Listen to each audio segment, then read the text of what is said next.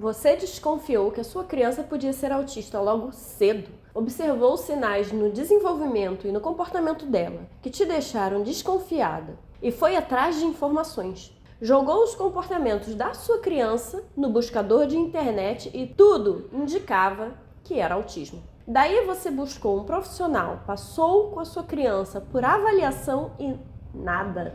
Nenhuma conclusão. Você e sua família saíram do consultório sem uma resposta e com mais dúvidas ainda. Não satisfeita, você passou em mais profissionais, mas está até hoje sem resposta. Se identificou? Isso aconteceu ou está acontecendo aí na sua casa? Calma, que esse tipo de situação é relativamente comum e já aconteceu com muitas famílias. Vários outros transtornos ou síndromes podem ter características semelhantes à do autismo. E por causa disso, o diagnóstico correto fica mais difícil para sair. Mas afinal, se não é autismo, então o que será que é? Como chegar a um diagnóstico correto então? Fica esperta que nesse vídeo que eu tô aqui hoje para falar sobre os transtornos e síndromes que podem se parecer com o autismo. E quem sabe dar uma luz para que você enfim consiga chegar a uma conclusão sobre o que sua criança tem. Lembrando que quem fecha o diagnóstico é um profissional capacitado, ok?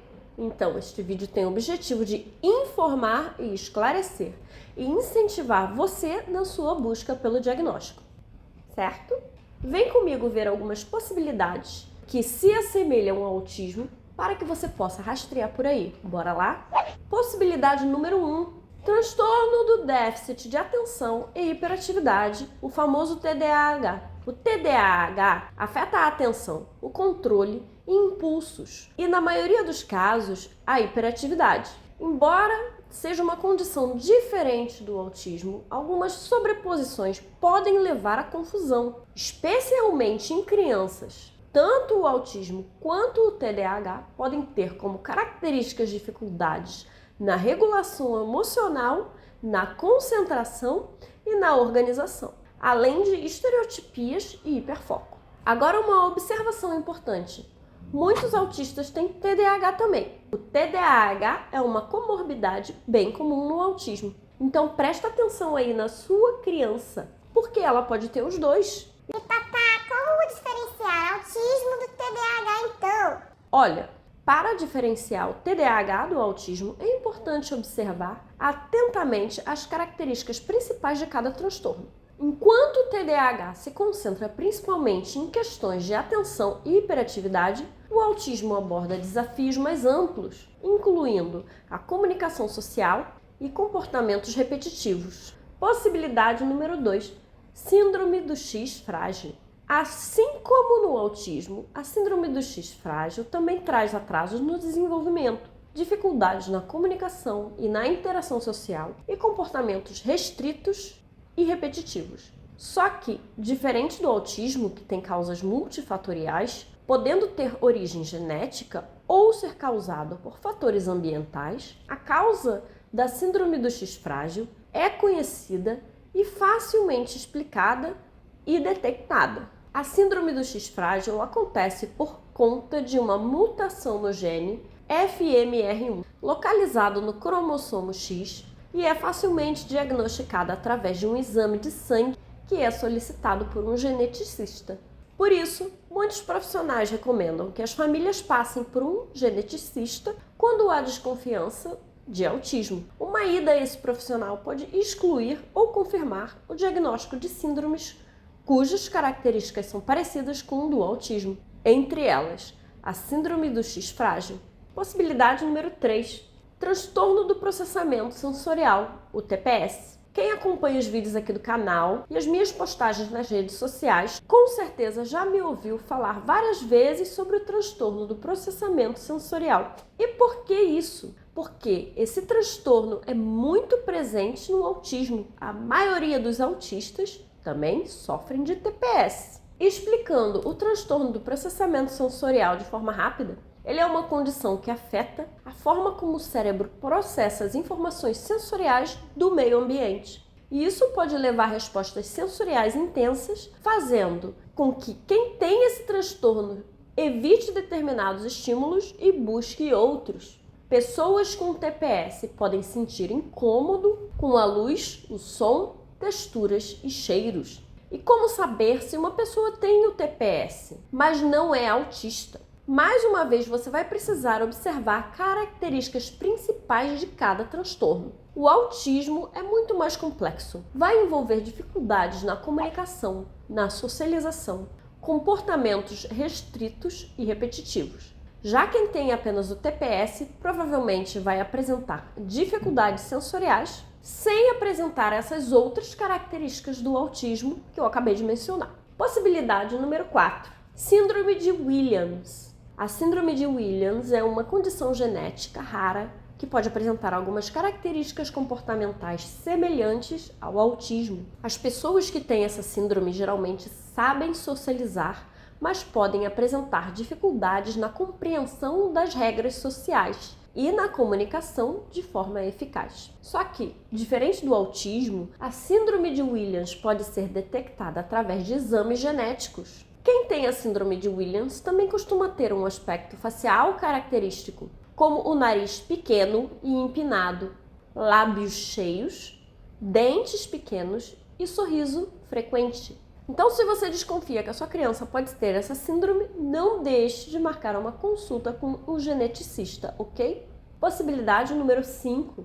Transtorno do espectro alcoólico fetal, ou o TEAF. O transtorno do espectro alcoólico fetal é uma condição que afeta bebês cujas mães consumiram álcool durante a gravidez. Esse transtorno pode resultar em várias dificuldades ao longo do desenvolvimento da criança, incluindo dificuldades de aprendizado e de comportamento. Algumas características do transtorno do espectro alcoólico fetal, como dificuldades sociais e comportamentos impulsivos, podem ser confundidas com autismo. Então, para diferenciar os dois, é importante considerar a história da exposição ao álcool durante a gravidez e a gama completa de características de cada um.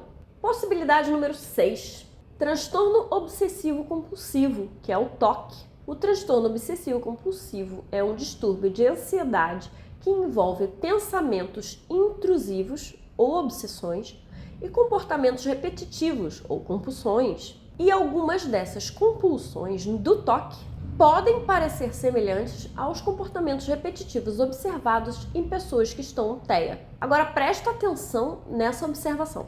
Muitas pessoas autistas, principalmente mulheres autistas, recebem o diagnóstico errado de TOC antes de receberem seus diagnósticos corretos de autismo. História da minha vida.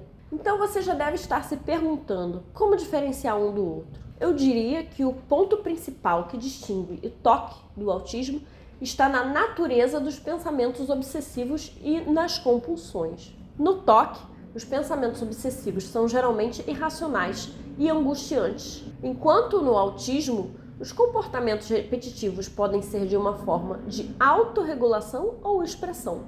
Possibilidade 7. Dificuldades de fala, linguagem ou audição. Aqui vale deixar claro que existem diversos tipos de transtorno de linguagem, fala e audição, e que eles podem interferir na forma como a criança se comunica, fala ou recebe uma informação, ok? Em alguns casos, a criança pode trocar sons da fala, não conseguir elaborar uma frase de forma correta, não conseguir narrar um evento ou contar uma história, ter um vocabulário pobre. E apesar de dificuldades com a comunicação e socialização serem uma das principais características do autismo, nem sempre uma dificuldade de fala será autismo. Para caracterizar autismo, precisa apresentar um conjunto de sinais. Dificuldades isoladas com a fala, comunicação ou audição não são suficientes para fechar o diagnóstico de TEA, mas claro que você não pode ficar parada caso sua criança apresente algum desses atrasos. Percebeu que a sua criança está demorando para falar? Não consegue articular frases? A criança já é grandinha e fala muito errado ainda? Então procura uma avaliação com uma fono para orientar. Possibilidade número 8. Hiperlexia. Uma das principais características da hiperlexia é a capacidade de ler em uma idade muito precoce, geralmente antes dos 5 anos. Inclusive, Esse foi o caso do Eric, que começou a ler cedinho, surpreendendo a todos aqui em casa. Eu vou deixar um card aqui e o link na descrição para você assistir um vídeo do Eric lendo quando ele era bem pequenininho. Mas você só assiste quando terminar esse vídeo aqui, combinado? Voltando. Crianças com hiperlexia podem também apresentar dificuldades com a comunicação social e serem apegadas a rituais e comportamentos repetitivos. Mas nem todos os casos de hiperlexia são acompanhados de autismo, ok? É possível ter hiperlexia e não ser autista.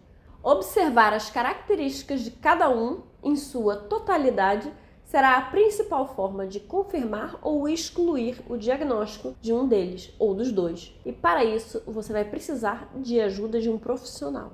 Possibilidade número 9.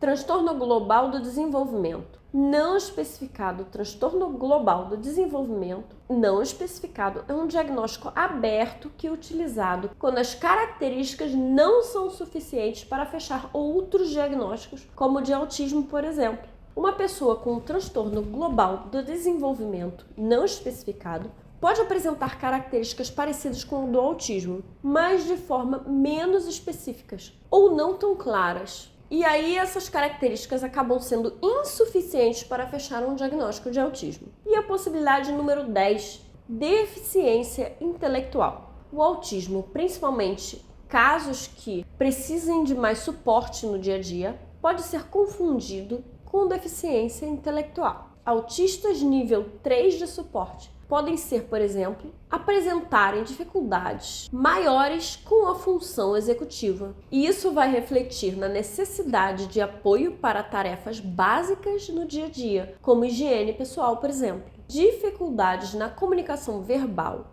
como a ausência total de comunicação por fala, por exemplo, podem fazer com que pessoas e profissionais achem erroneamente que um autista não tem capacidades cognitivas preservadas. Claro que existem casos de autistas que também apresentam deficiência intelectual, mas isso não é uma regra. Diferente do autismo, que traz dificuldades principalmente nas áreas da comunicação e interação social, a deficiência intelectual envolve dificuldades mais amplas em lidar com tarefas cotidianas, aprender novas habilidades e se adaptar a diferentes situações. A deficiência intelectual também é caracterizada por um QI abaixo da média, geralmente abaixo de 70, e limitações significativas na capacidade adaptativa, o que pode afetar a independência e a autonomia. Se você chegou até o final desse vídeo e acha que a criança pode apresentar alguma dessas condições que eu citei, não deixe de buscar ajuda profissional. Para todas essas condições existem tratamentos e terapias adequadas que vão melhorar muito a qualidade de vida do seu filho ou da sua filha. Então marca um neuro, uma fono, um psicólogo, um geneticista, um profissional que for. Enfim, marca uma consulta com um profissional que possa ajudar a sua família. Peça indicação de profissionais na sua cidade. Existem vários grupos em redes sociais que você pode pedir indicações. Só não vale deixar as dificuldades da sua criança passarem batidas, tá bom? Agora eu quero saber de você que está até aqui assistindo. Aconteceu de você achar que era autismo e o diagnóstico ser outro? Ou você está em busca eterna pelo diagnóstico correto, mas ele não sai por nada? Conta pra mim nos comentários. Vamos abrir uma roda de conversa sobre esse assunto. Assim a gente pode ajudar outras famílias. Me despeço agradecendo a todo mundo que é membro do canal. Não esquece de ir no link logo abaixo desse vídeo para ver essas camisas maravilhosas também. E um beijo para todo mundo que ficou até aqui.